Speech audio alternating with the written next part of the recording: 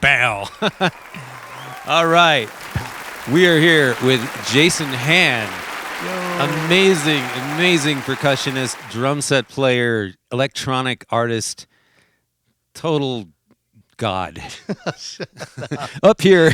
Dude, local dude bro doing stuff. Local dude bro doing stuff, yeah. No, I'm so psyched that you came up. We had a great afternoon just hanging out, broing it up a little bit.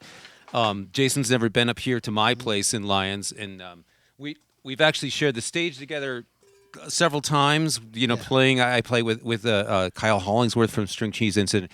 You play in the String Cheese Incident, so we tend to cross paths. We've crossed paths in the past, and I'm just so excited. And I just want to talk about, your journey in music and how did this all start?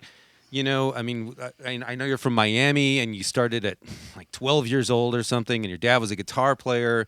And so can you tell us a little bit just about the beginnings of your music career and how it all started for you?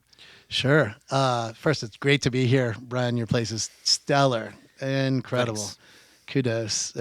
It's really a pleasure, and just from right when I stepped into the place, it's like nothing but inspiration. Awesome. So you've created that, and more than welcome. And you're Christy and Robin Randy. I'm so sorry. Yeah, no worries. Awesome. I just thoroughly enjoy being here. So let's see. So starting out with music, I guess it was around like 10 or 11 years old. I would go to see my dad play guitar, and I had seen him. I have memories of like when I was a kid, like sleeping in his guitar case, and I'm like probably Really? 4 years old. Yeah, some gig where he used to play with the Rhodes Brothers in Miami back in the 70s, where it was like this premier singing like show group. Like they would do let me think, like Elton John, Tommy, Pinball Wizard. Yep. And they'd have this 10-foot pinball machine. And, No way. And anyway, so I remember going to those shows and like, that's a show, but I'd be tuckered out, and it'd go late. And so I'd end up sleeping somewhere, usually backstage. But so as I got older, he got a gig that was about 3 blocks away from my place in Miami at a marina. And he had just the best musicians in Florida playing with him. Uh-huh. And I recognized that. And my mom said, well, the only way I could go over and see him play is if I did my homework while I was there. Nice. As long as I kept finishing my homework, then I could go over there almost whenever I want. And so I did that. But in order for me to be it was still a bar, I'd have to sit a little bit to the back of where the band was playing. Uh-huh. And so I saw everyone's back, and I was in line with the drummer. So I could see everything the drummer was doing from a side angle, which is the best. And little by little, I'm doing my homework and tapping my fingers. And then on the breaks, the drummer would show me some things. And then one time, my dad was getting ready to count off a song, and the drummer thought that I could play the song, and he called me over. No way. And then he just sat me down, and I was the one playing, and my dad didn't look over for about a minute, and then he looked over and saw me playing. It was like, wow. Oh, he must have flipped out. It was a good surprise. Like, let's go with lessons. Anyways, that was, the start. And yeah. And then that turned into a performing arts school? Yes, in high school. And I went to Miami-Dade College when I was in high school. So first half of the day I would go to my regular school, North Miami Beach Senior High. What? And then then I'd go to Miami-Dade Junior College for this program called PAVAC. And PAVAC was a program that the people that made the Fame School in New York, they went down to Miami and created the school called PAVAC, Performing and Visual Arts Center. And that school became the New World School of the Arts. Uh-huh. And so when I was in it, it was in its last year of being PAVAC before they moved it. So it's quite a prestigious school now. But the talent of the people teaching there at the time, John Cicada, who became Juan Cicada, who's one of the biggest Latin stars, was one of the jazz teachers out there. Mm-hmm. And pretty much the whole crew that became the Miami Sound Machine and the Sound of Miami had either they were teaching there, or that was the quality level that we were around all the time. Wow! So it was beautiful to see, and you don't realize it till later how much of an impact all of that made. And a lady that was teaching the jazz ensemble at the time, Rita Quintero. she became the person that arranged all the vocals for like Gloria Estefan and Shakira and Wow. stuff. And we were gigging at Peacock Park in the summer with my friend Matt Sperry, and we were just doing a trio and doing songs. What songs were we doing? We were doing like Sting songs, nice. and she was into all kinds of different music, some Steely Dan songs, some Phoebe Snow, and that was an education in itself. So, And so you came up, and then how long were you in Miami before you moved to LA? Was that? I moved. Well, let's see. Right after high school, I didn't know if I wanted to do music for a career. So, and I didn't quite have enough to have enough of a scholarship. I think I was offered like a half scholarship to University of Miami, which was the only music school I wanted to go to at the time. Yeah. And so didn't in my mind it was kind of like didn't make the cut, even though I know all these people. And and my mom was kind of like, well, you could join the military. My uncle was in the Marines, and she had some Green Beret friends, and I was thinking, well, yeah, I don't have any money right now, and I could join. I could go see the world and get out by the time I'm 21. So, and I don't know how to do anything else. So let's join the Navy. What was that like? I mean, that must have been crazy. You know what? It's a completely different world, but it shaped so many other things of the of how I approach work, how I approach learning, how I've my first 2 years in the Navy, or the ship that I was on, was one of the most messed up like Bad News Bears cruise. We were just like the worst ship in the whole fleet. And then we got our captain replaced, and then he was like, you know what, if you guys work hard, we're going to play harder. And he was like this renegade who kind of gave the middle finger to Admiral. But he got all his friends that were inspectors to work with us, and we worked our butts off. And then he was right. The harder we worked, the more he let us play when we're out at sea. He would do these sea calls. Like he'd say, okay, we're going to separate from the rest of the fleet now. We're going to go quiet. And quiet for us meant, we must be near Hawaii. And he'd take us to these awesome fishing spots. What kind of ship was it? It was a frigate, about 300 feet long, about...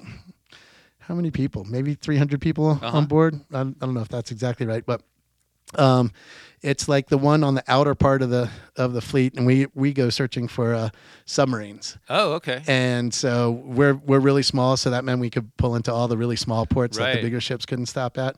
So we got to see a lot of cool things, and yeah, again, it was all about the work ethic. Definitely cleaned a ton of like toilet bowls in my time, but had good people training me, and that was the thing. But that's the thing for young musicians to take away from this. Yes, is work ethic.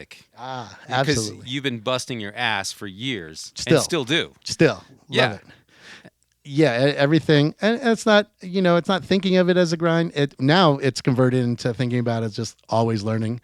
Don't run out of learning. You're never badass enough to where you could think like, did it, I'm there. It's like, no, there's like any one of these drums alone is a lifetime of study. Exactly. And unless you're living that life, you've got way more to learn.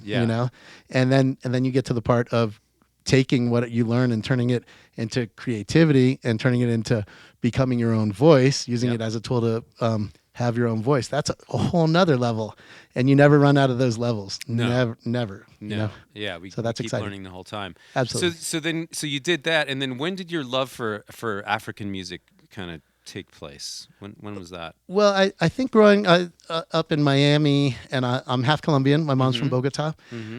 She would always take us to all the sub-city like festivals, like in Little Havana. They would have Calle Ocho, and my mom's a great dancer. And so she loved anytime there was a band playing at like a street parade, she'd take us there. And we'd go to Little Haiti, Little Jamaica, always going to like reggae concerts and stuff in Miami.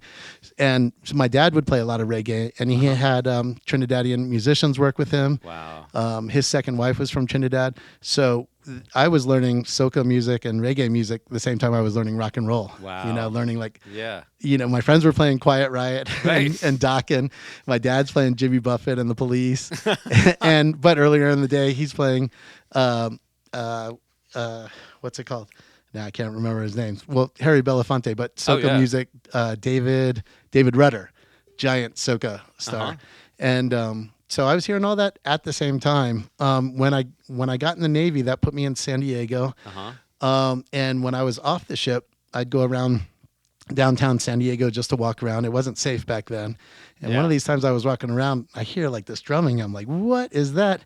And I kind of would have had to go walk a little further into a little sketchier part of town. But I was like, I'm going to find these drums. And I go, and there's this karate dojo. This is kind of out of a movie. Karate dojo.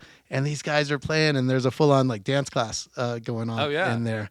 And I'm just like, what? I can't even believe what I'm seeing. And it sounded so good. And at the end of them playing for like an hour and a half, I go in there and I'm like, wow, thank you for the drumming. And I was like, is there any way I could learn? Because this is amazing.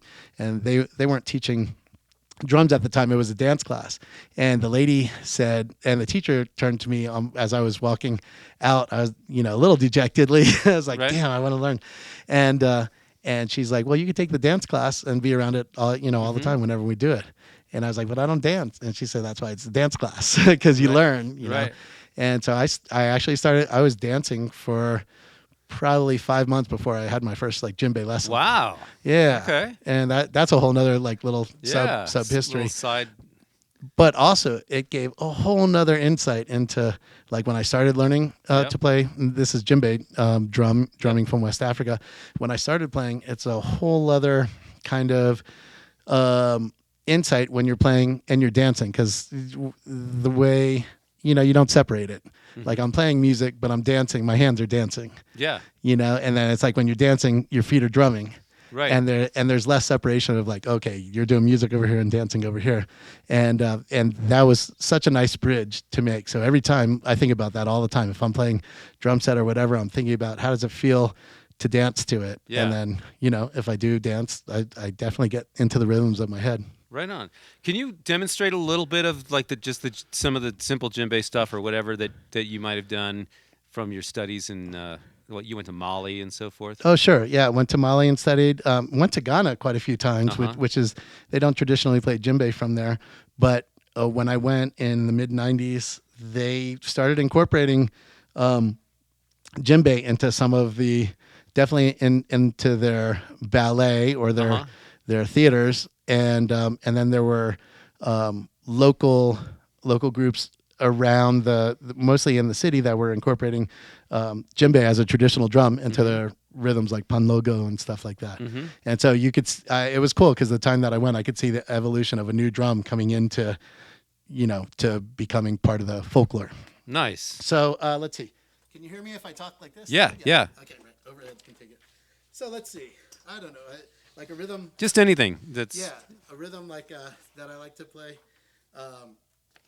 is you have kind of like your traditional parts on djembe. Like if you're playing a sort of 4/4, then this accompaniment part goes with so many rhythms, and it's just it starts off with a call, like in the way you say 1, 2, 3, 4, 1, 2, 3, 4. That goes with everything. Usually there's larger bass drums playing called doo-doons. So I'll probably keep time with the with the hi-hat here.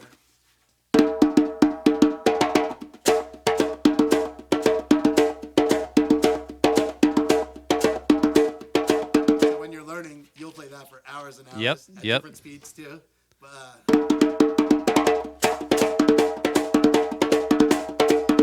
And then depending on who you have for teachers, sometimes they put their own kind of flair into it. Like, so it's like.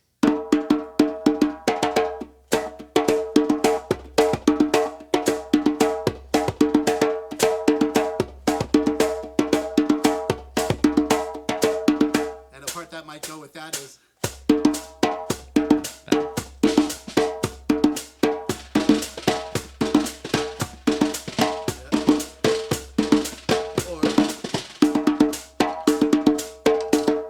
All these parts layer together, and you really don't know which rhythm it is until you hear the bass drums play.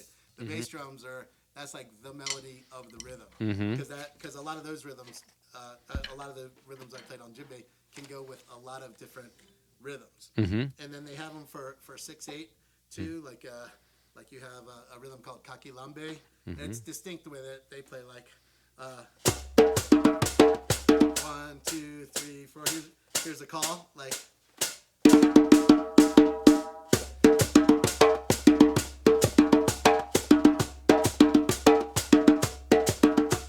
And that gets going pretty fast. So you're.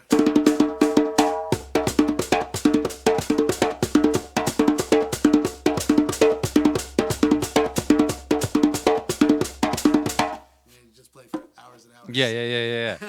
So the thing that's interesting about you is that you've got this whole massive catalog of world music, and then you bring that, you know, to your one of your current bands, String Cheese Incident, and then you're into this. What's all that stuff on your left side? I mean, this is like you're a scientist over there with this crazy rig. I mean, it's a lot of stuff. Like, well, getting back to. Did the thing go down or the computer go down? Didn't go down. Okay, still sounds good. I think it was on Energy Saver. Oh yeah. You got to turn that off. Because you got to turn it to like never. Yeah, absolutely or never. it'll bite you on the show for sure. So I mean, I don't know if you want me to explain any of this stuff, but in general, all these things that are in peripheral. Can you get on that mic a little bit, just so folks This can? one here? That one, the talk back. Yeah. Okay. There's a lot of stuff going on. There's a lot going on. All right. Woo, sorting it out. So we're kind of going from the organic thing, and you've recorded with all kinds of people and toured with all kinds of people as an organic percussionist. Mm-hmm. And then now what you're doing, at least currently, you're launching a new project, and you're doing this, and you've got a history of this with EOTO with Travis. Yes, absolutely. Which was a massive smash home run as far as a lot of us are concerned with that kind of music and how, you know, you guys hit and you guys worked really hard for it. Oh, yeah. But you know, can you just kind of give us a little, I mean, because it's just crazy to think about all the things that you have to sit there and, you know, that you've studied over the years, and now you have to be a frickin' computer guru and a Ableton guru and get all that stuff to work. Well, what's wild in the same way that I learned percussion at the same time I learned drums when I was really young. My dad also had Congo players playing with him. They would show me stuff on the breaks. Mm-hmm. That's a little different. I think they were using me more as a wingman because I'm like 11 years old, and they'd be showing me something, you know, on the congas on the break, and then a lady would come over and be like, "Oh, it's so nice that you're teaching him," and I'd play it up. He's a really good teacher. And I'd get a Coca-Cola out of that for sure. Right. So I started doing, when I got out of the Navy, I had been worked with a kind of as an electrician in the Navy, and I wanted to continue that, but I got out in 1991, mm-hmm. And even when I was in high school, I had gotten a drum machine, and the first thing that I learned to program on it was Janet Jackson, "What Have You Done For Me Lately?" Mm-hmm. Yep. And so there's so many things, like with electronic world. It's a longer story how I got into it.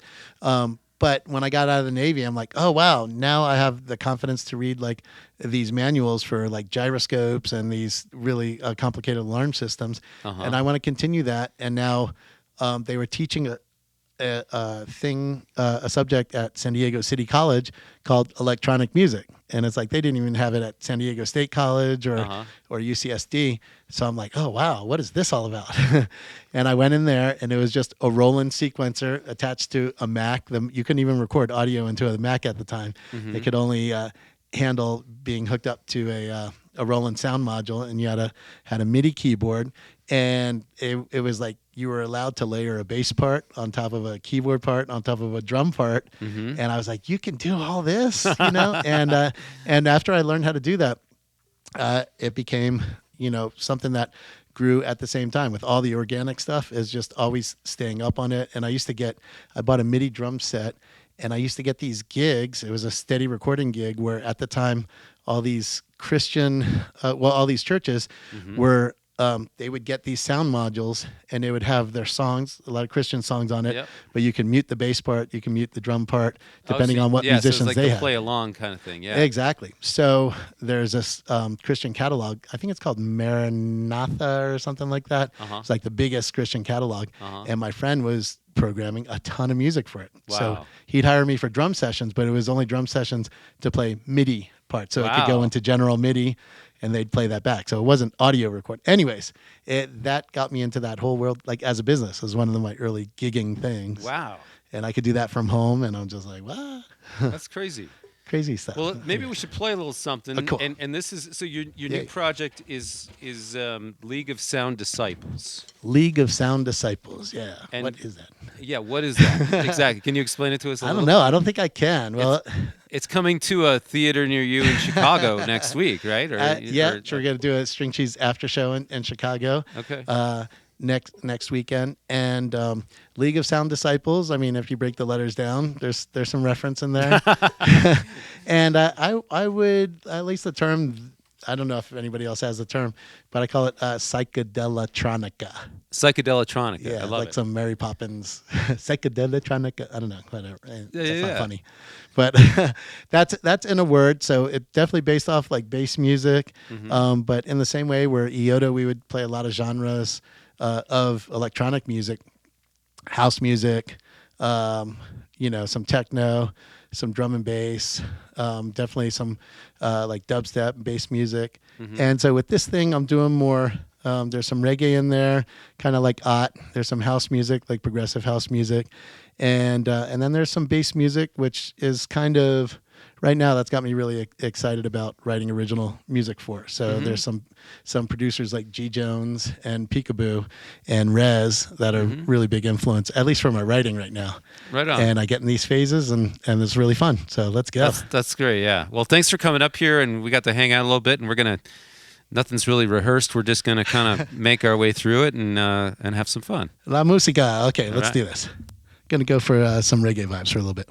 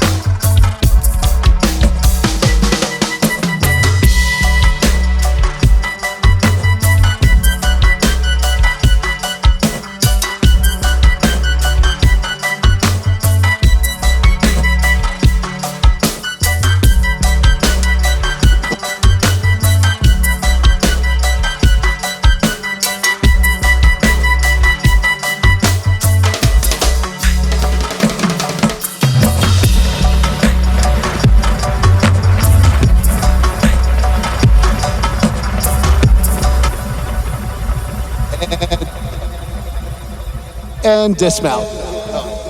And the dismount. That was fun. Yeah. Oh, hey, Wyatt, thank you. Hey, a couple folks out there watching. Hey, thank you on the stream out there. There you go. Dismounts are always the hardest. Dismounts are always the hardest. The judges look at that very carefully. Damn it. Exactly. Well, this is a dry run right here. Yeah, absolutely. No, this is great, and even just doing this, and it's my first time doing this with a drummer, so that's a whole nother communication thing to try and make happen. But yeah, one of the things I wanted to do with this project is make it so I have all of these tracks, and the bass is separated from the keys, separated from the art part, separated from the percussion parts, so I can take those in and out. And even it just seems to work really good with you playing along, and you're such a checks great in the musician. mail, Yeah, all of that. It's Venmo in the mail these days. Right. Yeah. And so this is great all afternoon, like getting to We're play just with you. hanging out and trading ideas with like technology and stuff, and Love it. and this is a crazy time we live in. We're sitting here in my backyard and we're like making content and sending it out to people and hanging out, and it's Love great. it. It's great. Love it. Yeah. But can you tell us a little bit about? I'm kind of bouncing all around, but you played with all kinds of people. I mean, you've done stuff with Dr. Dre. I mean, Yeah. like what was that like? I mean, That was my one single hip hop session, and Really? I got the call because I was playing with this keyboard player, Tommy Coster. His dad was Tom Coster from Santana's band, mm-hmm. and this is Tom Coster Jr. Tom Coster at the time, he was doing like quite a few sessions for Dr. Dre. He was like one of his keyboard guys, and it came up for the Chronic 2001 that they were doing the session. They needed a percussionist. Dre has his own percussionist that a guy from Detroit. I can't remember his name off the top of my head. Mm-hmm. He wasn't available, and then they were going to call Sheila E. Mm-hmm. And then Sheila E. wasn't in town. Then Tom Coster, who was, say, hey, I know this kid. We had been playing like fusion stuff at this place called the River Bottom, where all these awesome, really young guys who didn't have gigs yet. We were all playing there on Monday nights. Jukebox would come on in the middle of playing Footprints or something, or playing Nothing Personal or something like that. And people drinking there. They didn't want fusion jazz there, but we were playing there Monday night. And anyways, Tommy would go down there and play. So he recommended me for it. And at the time, I was playing mostly like jazz and world music and R&B, and listening to some hip hop because I kind of grew up a little bit more on like Sugar Hill Gang. Yeah, sure. And so I definitely knew about that Dre, but in my mind, I was like, oh, he's I thought he wasn't making records anymore. So in my mind, I'm thinking, well, this is kind of like, okay, getting a producer who's kind of maybe a little on the downside of what's going on. Yeah. So I go to do the session, and it ended up being a 10-hour session. Wow. But it was at the time I fit everything that I could into my Honda Civic, and brought it all in the tracking room. And he was amazing to work with for 10 hours that day. Scott Storch was also Scott Storch, who became a famous hip hop producer, was also there. And there was another keyboard player from the Roots who was there. There were two keyboard players, and they were in the main control room. And then I had all my percussion mic'd up in the tracking room, so I could just jump on anything. Mm-hmm. And it was like tablas and djembe. I'd been playing a lot of world music, so that was my thing to sort of offer. And so the whole day is just like all of us are playing along with these tracks. I remember hearing Snoop's voice and Eminem's voice and stuff like that. Wow. And I'm like, whoa, he's got some heavy hitters on this thing. And then, Dre was this awesome producer where it's like we're all playing along. And if one person did a thing that was kind of like a hook, he'd stop the tape there and he'd say, hey, everyone listen back to this part that whoever was playing, like everyone play off of this part. And then we do about 3 minutes playing off that, and if he heard another hook within that, he would go with that. Everyone play off of this part. Yep. So he was like constantly searching over the same music. And I know for this record, he had a couple of other percussionists come in after, anyways, when I hear the record back, I'm like, it could be my stuff. Maybe I don't know if that's my stuff. Yeah, he had all kinds of people come through and stuff. Yeah, like yeah. that, So it's hard to be boasting like I'm the guy. But on that. what about? I mean, just what the life experience that you have. Yeah. I mean, Beautiful. is crazy. And I'm seeing names on here like Yusunador. I mean, Yeah. like, what's up with that? I still haven't met Yusu Endor yet, but I co-wrote one of his like biggest songs that. Oh my God. Yeah, like it's called Bulbay Ku, and it's so funny because if I talk to other people that are really into African music, Yeah. and they're like, who do you like to listen to, or blah blah blah, and then if Yusu's name comes up, I'm like, yeah, I got a chance to write a song with him. I co-wrote it originally for this singer named Ashley Marr. And we demoed the song up. She wrote the lyrics. I wrote the music, which is in the style of mbalax, like music from Senegal, pop music from Senegal. And I play sabar drums, which are the drums of that music. And I'm pretty good on production, songwriting, and African styles. And she played it for Yusu Endura's guitar player, Djembe, and he's like, I want to play on that track, And so he played on that track, but he liked it so much, he played it for Yusu when they got back to Africa, and Yusu's like, I want to record that song. Oh, my God. So he flew Ashley out to the studio in Dakar, and it's kind of funny to take on it, because I think it was called Somewhere Silent, and it's all about, quietly, like, make your way, be stern, like go after your dreams, and like, don't let anybody tell you to stop. And then, but Yosu doing a guy's version, he's like, be a lion and roar. And so anyways, but all the feedback that I hear and the videos that I see is that song became the big song off of this album called El Sama Day. And that's the piece that he used live to do his really big dance numbers, where he's got all his dancers going full force, and it kind of veers off into a giant drum segment and stuff like that.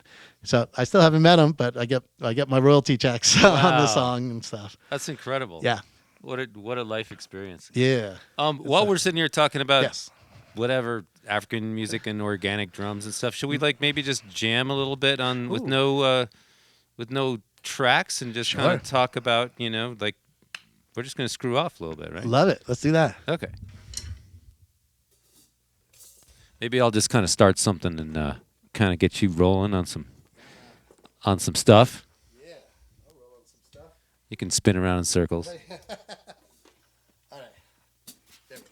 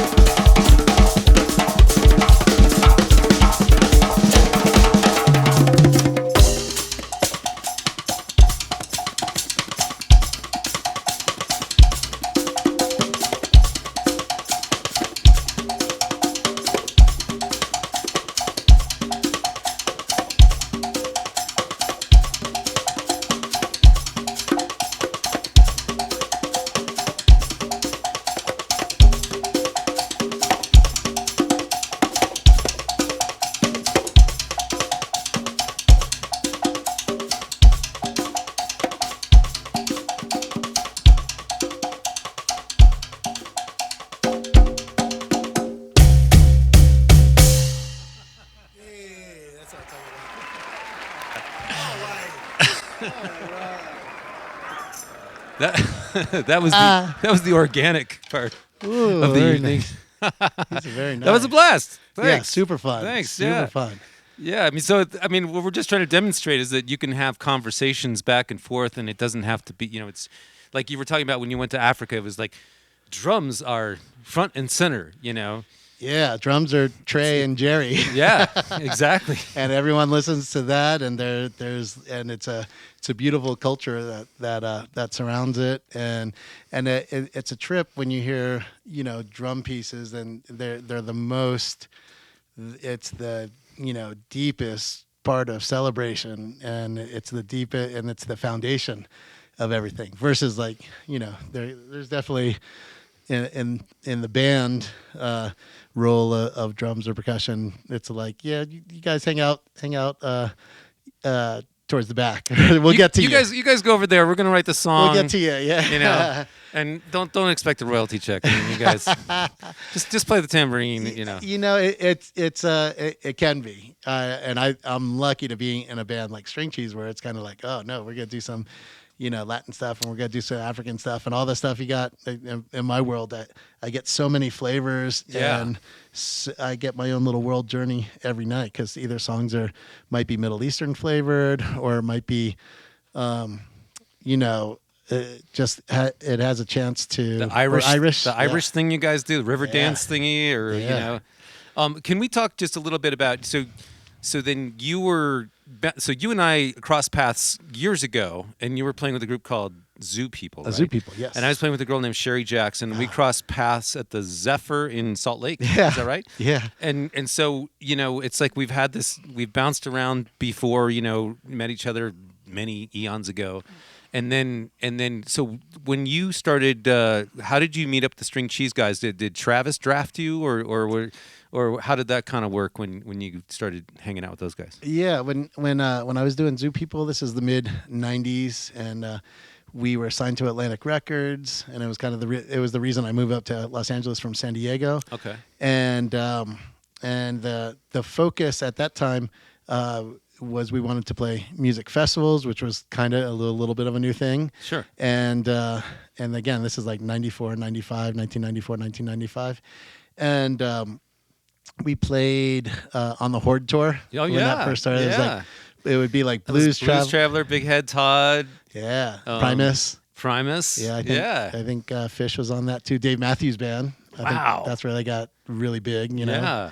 And then what's it called? So we were way on the bottom. So, but the band that we would go on before, we would open up, on the asphalt in Phoenix in the summer of the stadium. 110 degrees. And we're going on at noon. And then right after us was always Leftover Salmon. Okay. Actually.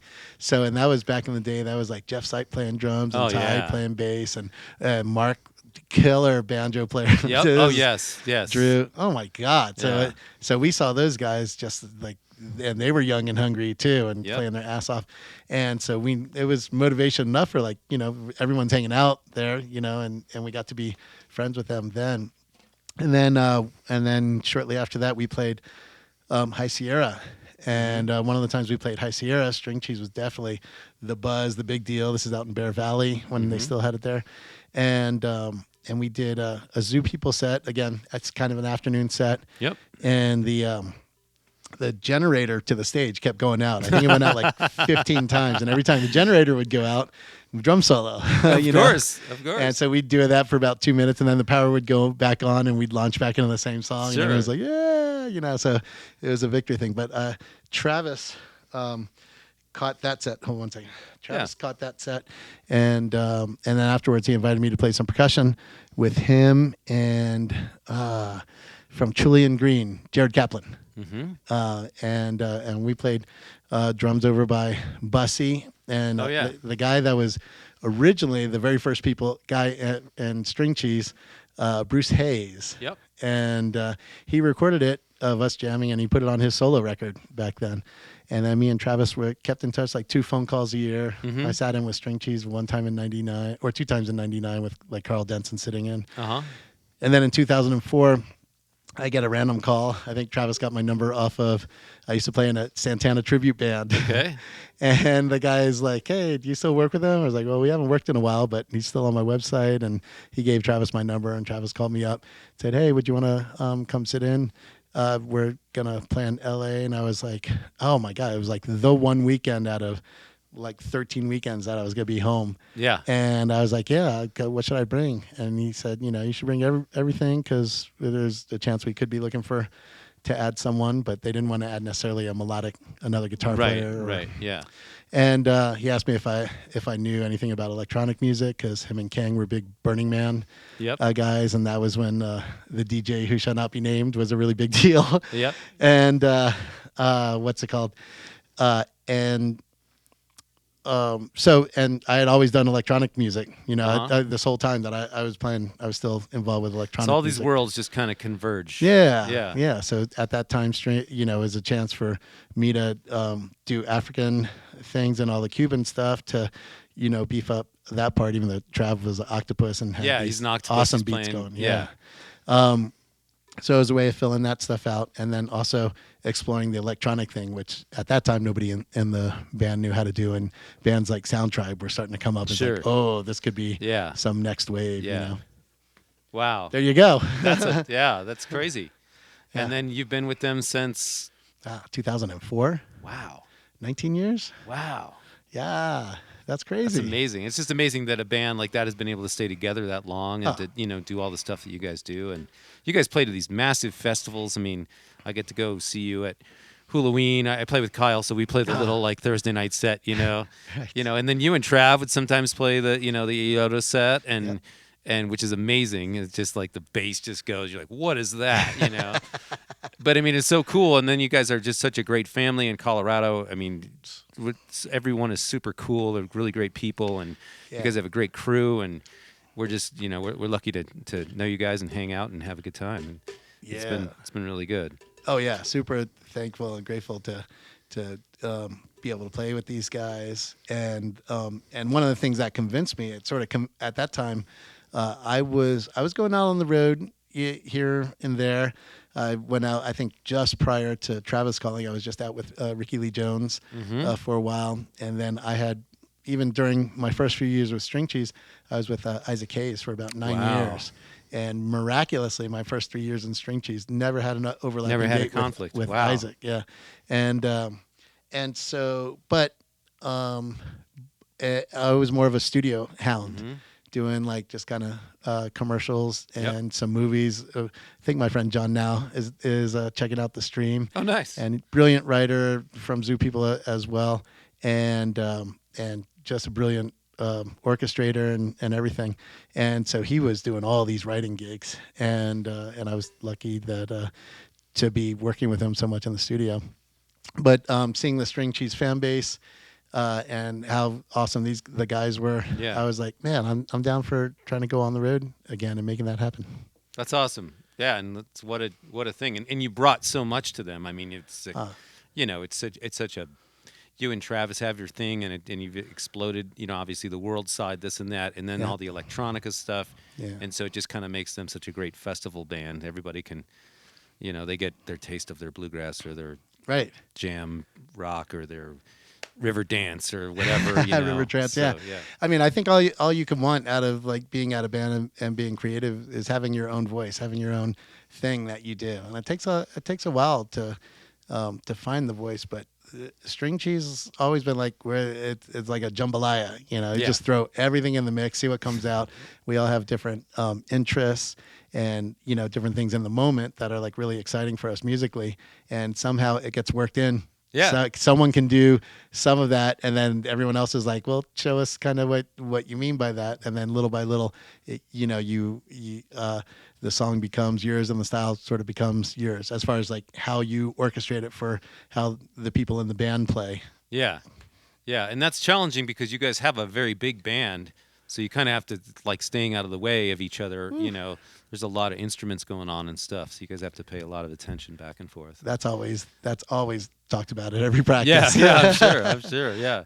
Well, I guess we should stop talking and start playing, huh? Yes. So this is back to the Disciples. Yeah.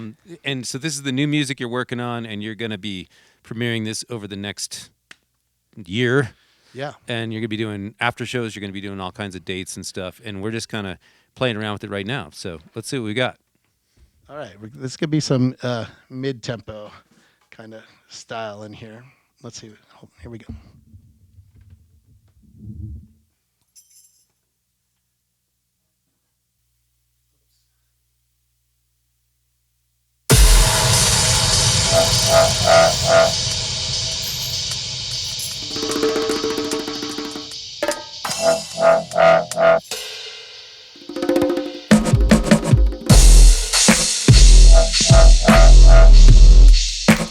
Oh yeah.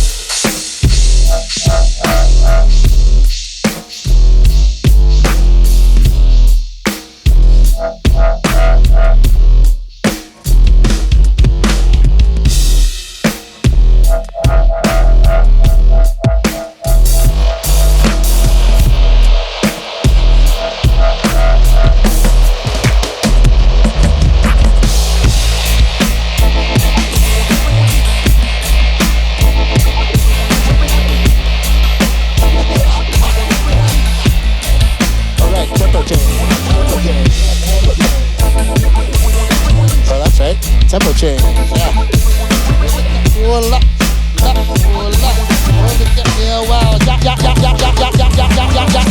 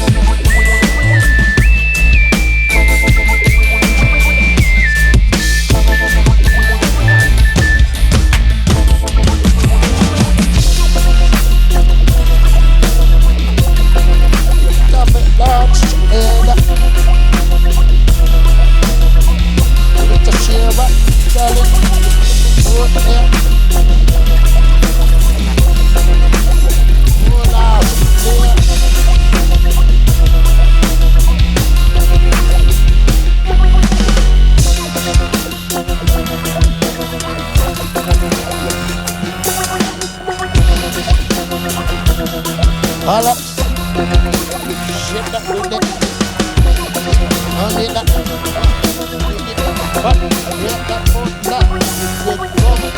we go, here we go, here we go. Hit me, hit me, hit me, hit me. All of the mellow. All of the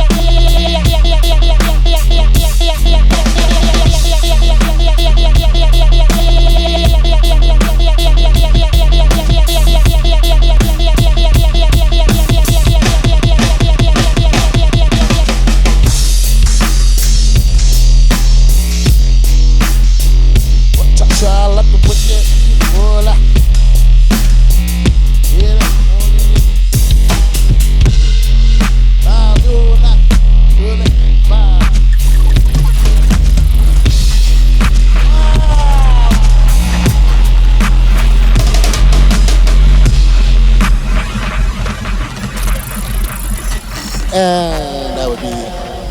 That was fun, man. Oh yeah. My snare drum blew up in there, so I gotta fix it. Yeah, hold on. I gotta do this thing. Check. Yeah, there's this vocal reset kind of thing over here to like stop all the effects that are going on.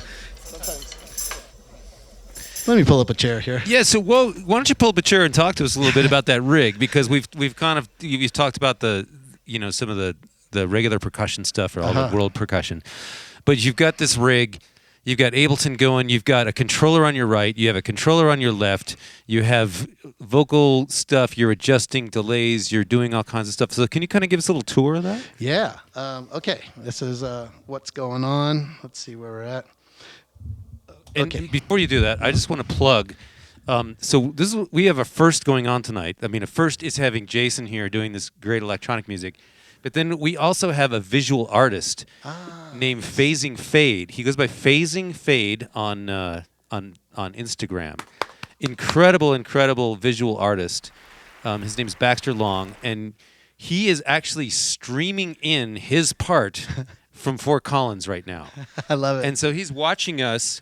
And someone mentioned, this is so cool with the visuals mixed in, and he's reacting to us and, kind of tailoring his visuals to us. So I just wanted to plug him real quick because he's doing some really cool stuff.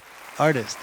Yeah, more art. You were just out last night checking out the Meow Wolf thing, and went to Meow Wolf. They had great visual artists. They were actually doing like some old school gels, but with projections, and the colors were so deep, and it was beautiful what they were doing. I went out there to see my bro Freddie Todd was out there, and he's from Detroit, and he came with his crew, Sinister, drum and bass legend who does stuff with Goldie out there, and then some other producers showed up, which is they had Black Carl, who's getting ready to move to Denver here. Cool. He was out there, and Templo, Liam might be tuning in. Liam, what's up? Nice. And a lot of these young guys, like I look up to Freddie Todd, I look up to Templo. I really love Black Carl stuff, but just really, it turns out he used to come see EOTO. He's from Birmingham, Alabama. No way. And he would see us in the Zydeco Club And he came up to me. He's like, "Remember you gave me that drumstick?" And I'm like, "It's so great because like I've just listened to his stuff for a while now, and to think that there's some history in there. That's amazing. Love it. So yeah, when producers are showing up to check out your stuff, props to Freddie Todd. He gets weird and quirky and ultra bassy, and he knows how to do things, cool things at all these different tempos. And me and Liam were back there hanging out, and we're just like, yeah, wow, that's the one. So wow. really, really fun. Shout out. Well, show us your rig. All right, here's what we got.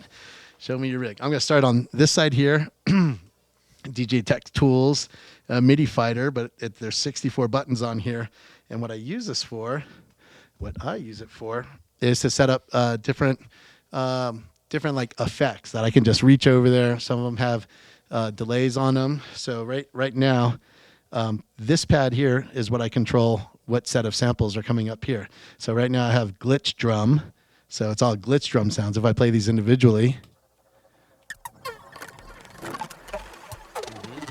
right? Every time I hit the button, all that sound goes out. Uh-huh. But what's really cool is things become randomized when I'm just like... and then you start get the dinosaurs walking over there. Right. So that's glitch drum. And then here's another, I just call this dub effects.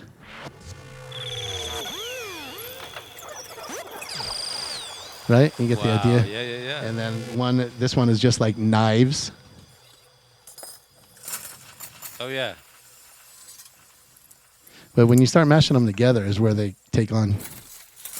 Oh, yeah. They take on their own thing. I got these absolutely. Snaps. Yep. And here's a glitch. But again, you mash them together. And they seem to be panning back and forth. Is that kind of like yes. that thing that's... So some of the sounds have panning on it. Uh-huh. Some of the sounds don't. So you just if I get different effects on each of the glitch, they all just kind of do their own thing. And how do you find or design these sounds? It's pretty easy. Like there's a site called, they're all over the place. There's a site called Splice that has really good stuff. Mr. Bill, who I've hung with a bunch, and he's a great online Ableton producer, amazing artist himself. Mr. Bill, you can go to his website, and he's got anything he does from like songs that he works on, especially like Foley sounds, like crackling leaves. Like he records everything he picks up, and they make it into his track. But you can go if you type in sample sounds into like a Google browser. All these companies will come up, so you can get stuff like these like drills, either drill sounds or construction worker sounds, or you can get a marketplace in Africa, or you can get like different parts, different car motors, and how does that sync up to the tempo of Ableton? Because you've got a internal click going, and so that's just kind of controlling the delays and the. Are you programming the panning side of that, or is that baked in the sound? So it's not baked into the sound, but I'll put the delays as separate. They're not part of the sample. The sample might just be like clap, but on that track, later in that track, I'll set up a delay. So whatever tempo I'm at, the delay is attached to that tempo instead of to that sample. Okay. So they all kind of work together. Yeah. But the thing about this section over here is it's like I could feel like I could just reach over here and do anything. Ring the register whenever you want. Yeah. Or like say we're building up into a piece. I've got it on upsweeps right now, so everything I hit here is gonna be upsweeps. So like doom doom cat doom doom doom doom doom doom doom doom doom doom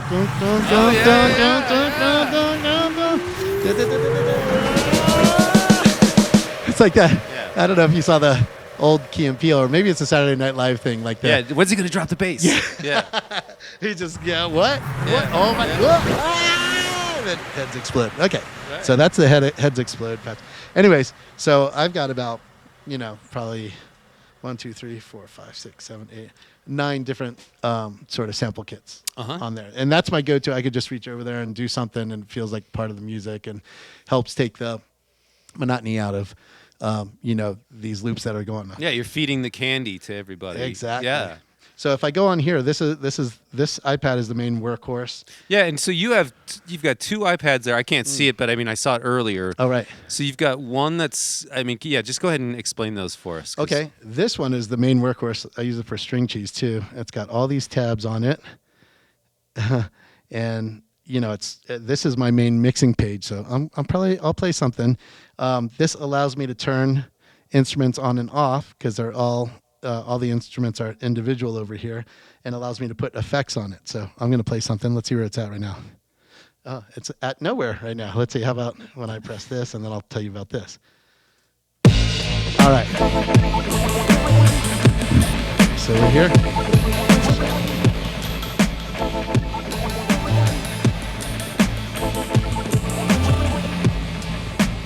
Oh, there we go. Woo. Had that effect. Okay, so this is going, and I'll shut off the drums. Drums are off, and I'll shut off the bass, and I'll shut off the claps, and I'll shut off something else.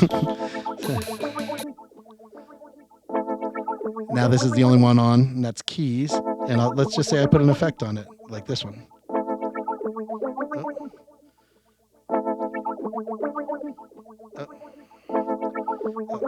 Keys here. That delay effect, and then I'll do something freaky. Change the pitch of that delay. And how are you doing that? I can't see it, but is it a slider or is it a? It's a slider over here. Is that on the iPad or is that a separate thing? That's on the iPad. Okay. Everything on the iPad is in the template here. Maybe I should watch the stream on volume. And then I can, Yeah, check it out later on your own stream. But yeah, I have it assigned to a slider, touch slider here. So I hit it there. Oh, now I'm watching on volume, so I can see. Oh, Okay, wow. cool. Yeah. Okay, so let's say I have this effect on that keys, and then when I just tap it on, and the effect is on,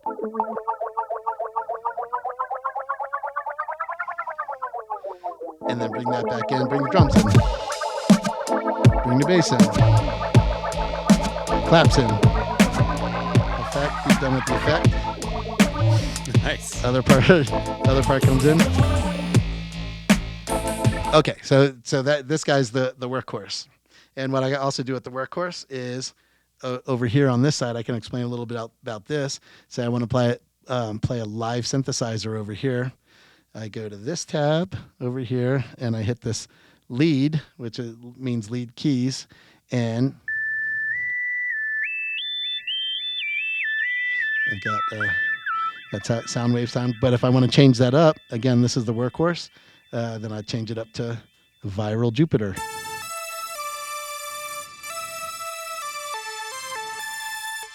And if I've got, let's see, I'm not going to play anything, but I'll sort of, let's see what I'll play. I will play something.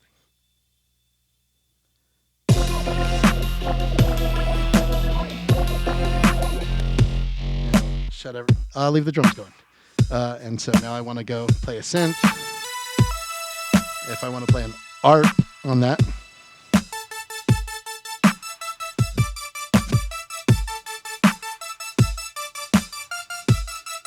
ARP chord. Change up the ARP. Say 8, and then hit a 8th note delay on that.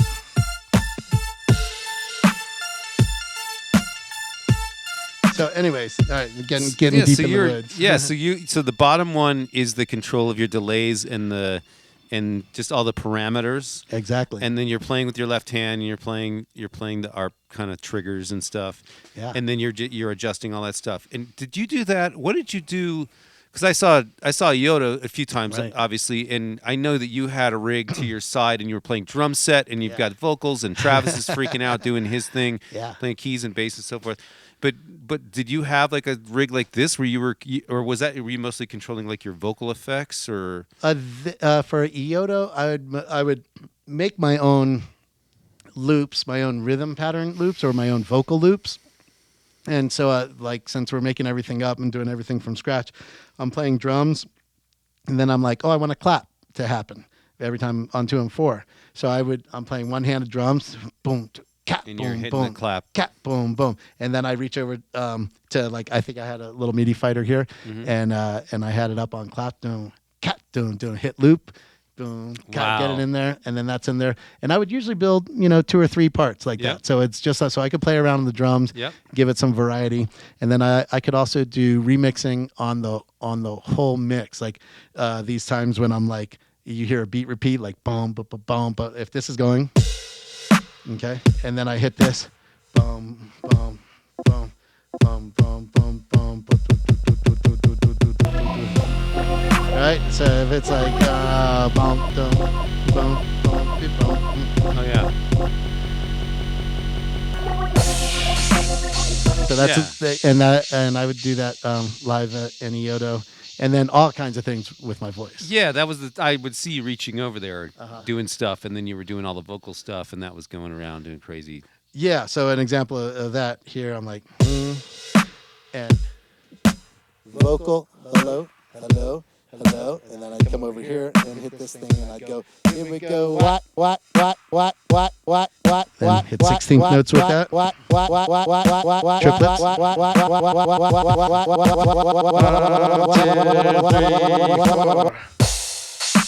Wow, yeah, that's crazy. good times, So good times. how do you manage that with your brain? I You don't know? really, I kind of don't, but You're playing this groove. I mean, you guys are obviously improvising, blah blah blah. But then you have to have so much dedicated to that other side of your brain that's doing all this stuff while you're yeah. playing. I mean, well, at first we played over 1,000 shows, so that I think that's what did it. And somewhere in those first 100 shows, I was like, it all feels like the same instrument, even though I'm kind of splitting jobs up. Like anything, it's like when I'm first working out coordination with all the percussion stuff, it's like really hard. My brain can't really take yeah. it, and then eventually, it clicks in, and it's like, oh, that just kind of goes, on like a little clave thing like this. yeah. Clave. Quarter notes on the other foot. It's a mind fuck. Talking.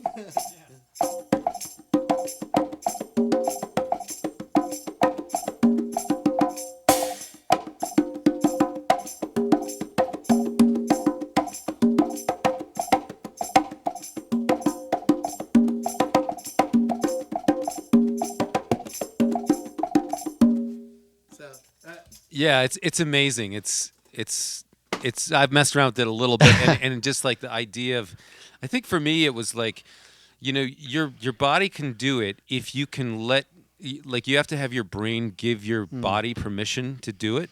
Yeah.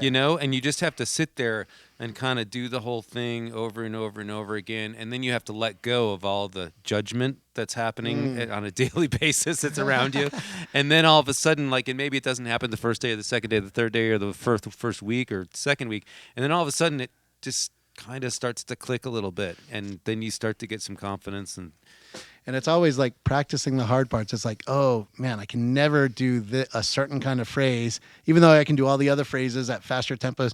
All of a sudden, there's a phrase I can never do at that tempo, and it's just like taking the things that are difficult, slowing them down, being patient with yourself to be like, let me work it out till it feels as comfortable as when I'm at a higher tempo, and maybe that's something I have to work on for a week. Yeah, But yeah. you bring that up to tempo, and all of a sudden you got a new tool in the toolbox that you feel is like, oh, this is beautiful. And that's totally a metaphor for, keep working on the things that are difficult, but try to work them out on a way that you're at peace with yourself, and that it's a happy process to work it out. Not like, fuck, I can't fucking do this. This fucking sucks. This blows. And no, it's like, I can't do it right now, but I know if I take time and I'm at peace with myself and I enjoy the process, then when the hard stuff comes up, it's never like, God, again, it's like, no, this is gonna be fun as hell when I do get it worked up. Yeah, and that's part of the work ethic, and letting yourself, stopping the judgment so that you can let your body and let your mind,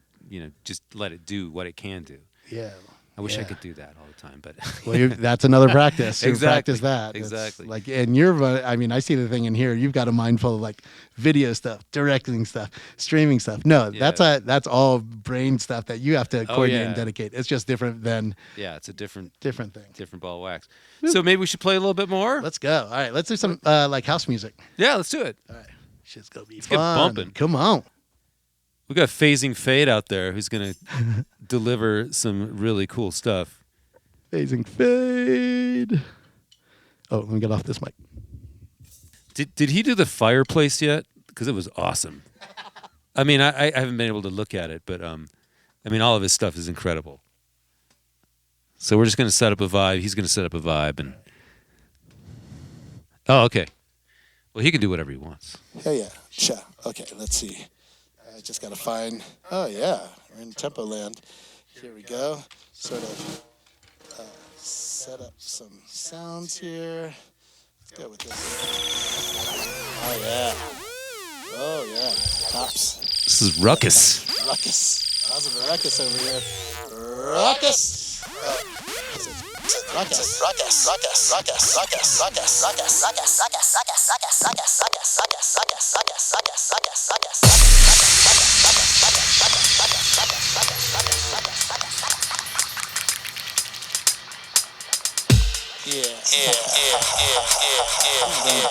One, two, lay down. Here we go now.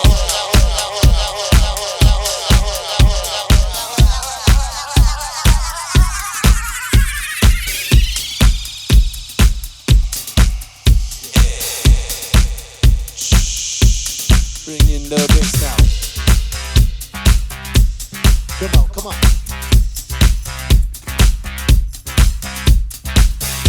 Let it go, let it go. Ha!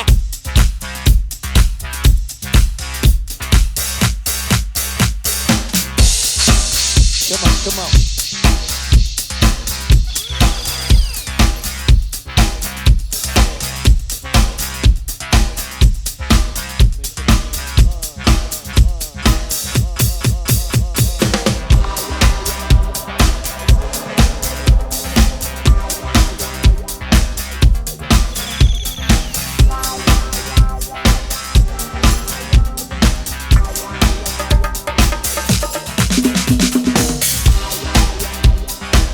Come on, come on. Come on, come on.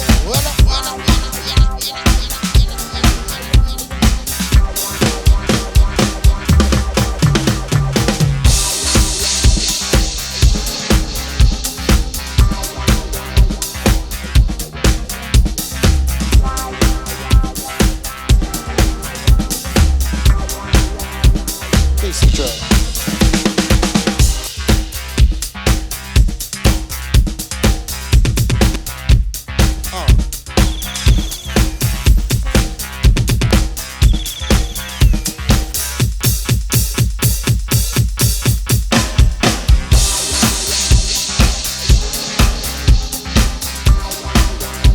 Come on, let him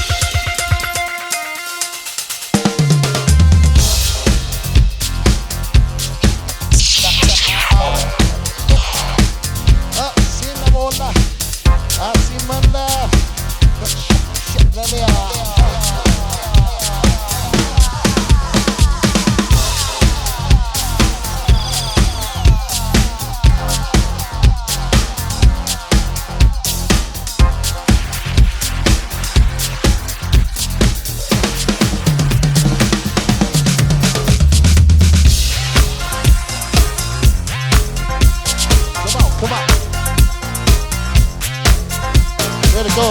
Yeah, we're going at it.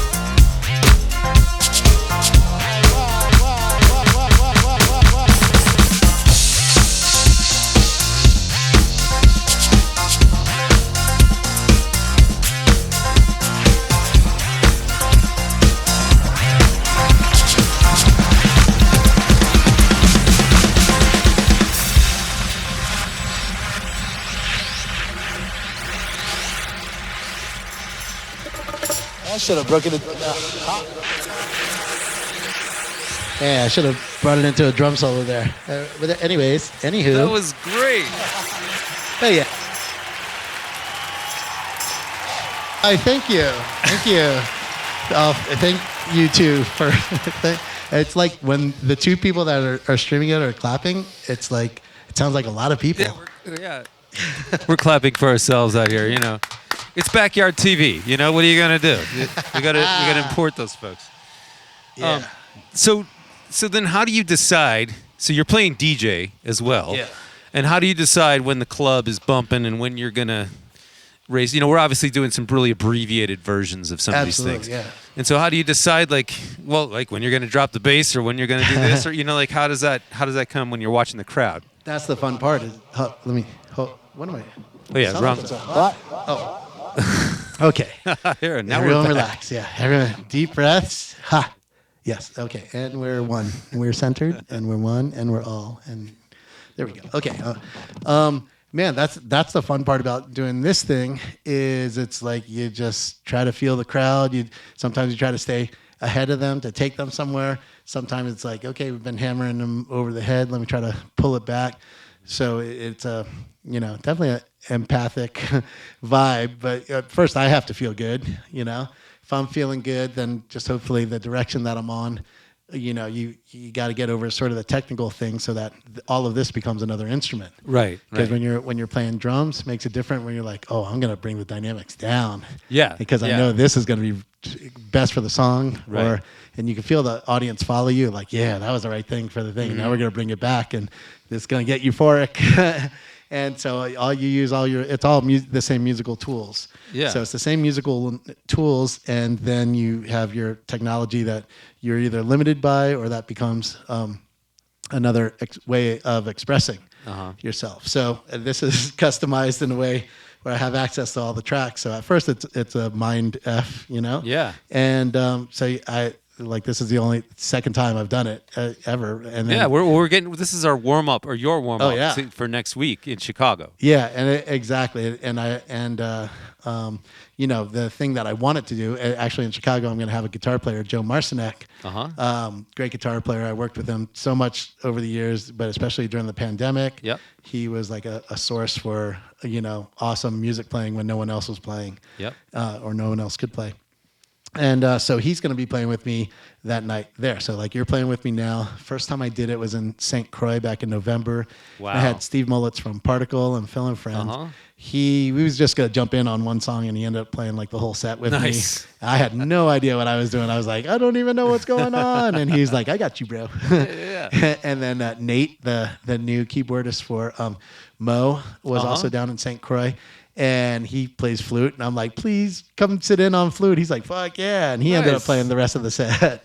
So, it lends itself to live music. And I do have quite a few like pre-programmed beats in here. Sure. But it's all stuff that I made. And even the drum tracks is me playing live, but like recorded in there, and have some drum treatment. So, it's a mix of both worlds, trying to have fun with the organic, and I could play off you, now, which is a whole nother element that I'm loving right now, because I don't get to do that. Can we do a little something? Maybe let's do one more, and then maybe we'll close out with a little closer piece, if that's cool with you. Go ahead. So I was going to say, why don't we do something where like another one of these, and then you maybe dig in on the percussion a little bit more and see what happens. Should I do like we did earlier? We did kind of like the rumble and that weird quintuplet bass thing. Do you want to do that now? Or? I'm scared, but I would try it. Yeah, that's the best part, right? Yeah. I'm scared too. I'm like, what? Wow, that's something. Let's do it. Let's go for it. Yeah, let's do it. And so we'll do these things. And so the first thing I'm going to play is I'm probably going to release this song next week.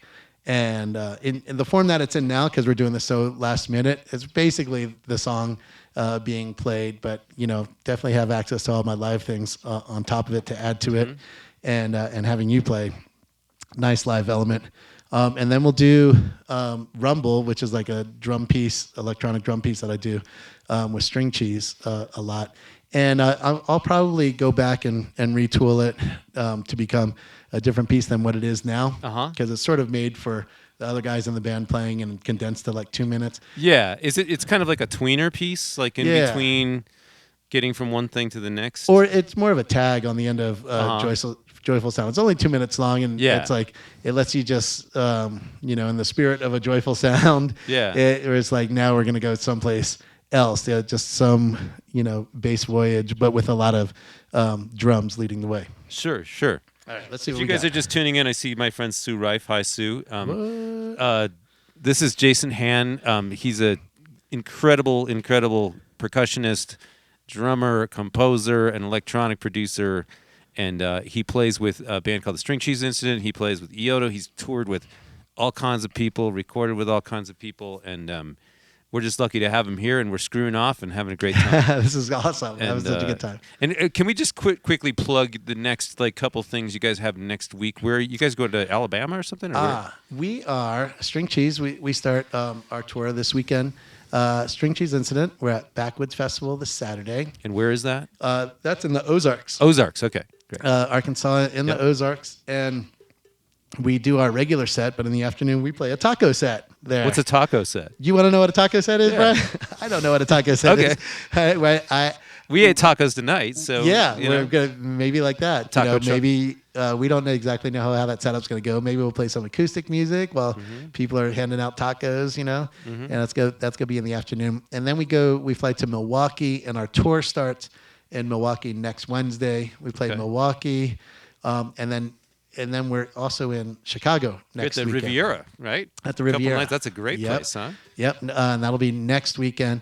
And so I do 2 after shows in Chicago. One as League of Sound Disciples, and that's this. That's this project, DJ project, and that's gonna have Joe Marcinek sitting on guitar. And where do you know where that is? Yes, it's a place called the Baton Room. This is the best part. The place is called the Baton Room. Okay. And it's about 400 feet from the Riviera. Okay. But they don't really use it for after shows. Normally it's a drag club. Okay. And burlesque, drag and burlesque, and so it's beautiful in there. And Lots the of guy red and black and like a Jafar. It's a cool room. It's a small room, but great sound system in there. And this promoter found it. So the first night I'm gonna do League of Sound Disciples featuring Joe Marcinek, and then the second night, Saturday night, it's gonna be the Joe Marcinek band. I'm gonna play with Joe Marcinek's band, and that's just like funky, groovy jam stuff. So It's gonna be a great 2 nights. Awesome. And then where do you guys go after that? Just go for a little bit? After that, dang it, I should have. It just goes and goes. Well, I know where we end up. Yeah. The next weekend we end up in Asheville, North Carolina. Okay. And I'm playing an after show on the Saturday night of the Asheville run. It's 3 nights in Asheville, North Carolina. Beautiful place. And I'll do League of Sound Disciples on the Saturday night there. Awesome. All right. Awesome. And then down the road, at least this is scheduled. I don't think it's been announced, but I'm going to do when String Cheese does the Red Rocks run in July. On the Saturday night of that run, I'm going to do League of Sound Disciples at a place called New Conscious. Oh, yeah, I know where that, yeah. Yeah, late night. Yeah, awesome. Of course. And then Nick Gerlach, great sax player and electronic EWI player. He plays with Michael Menert, the Pretty Fantastics. Yep. And he also does the Andy Frasco podcast. He's the comedian. Sure, yeah. On there. Anyways, so. He's also on Volume these days. Ooh, that's great. So, right, Andy does a volume thing, huh? Mm-hmm. Thanks for asking. That sums that up. Okay, cool. All right, we'll see. This thing starts a little abrupt. Like if I was coming from another song, I'd slow down the tempo, get vibes going. Yeah. And then we'd hit this. All right, so here we go.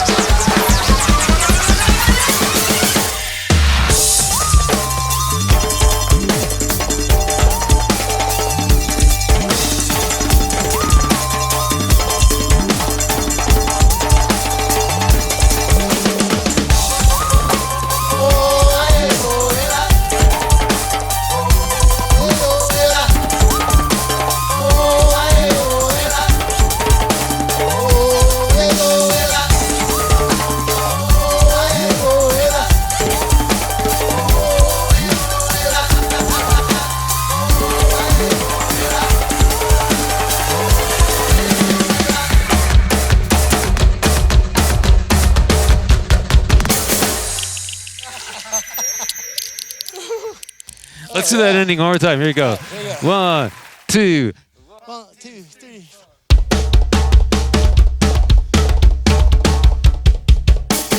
Aha! Yes! That was awesome. Jason Hann. Yes! Yes!